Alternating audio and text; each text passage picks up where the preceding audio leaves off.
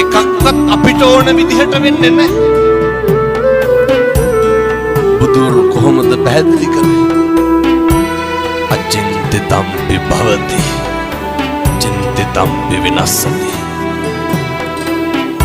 මේ ලෝකේ කවදාවත් හිතන දේ වෙන්නේ නැහැ. වෙන දේ හිතා ගන්න ඔක අපි දන්නවනේ. මොකක්ද අපි කියලා මේ ලෝකෙ වෙන්නේ? තුසිත විමානේ හැම එකක්ම වෙනස් වෙනවා. සාදු වන්දෙමේ මොකක්ද වෙනස් වෙන්නේ? ගෞතම සමීර දරුවෝ වෙනස් වෙනවා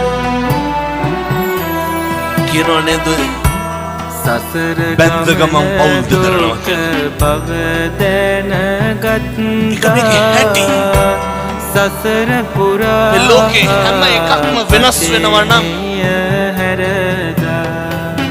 අපි නඩත්තු කරන අපේ ළඟම තියෙන වස්තුව මොකක්ද?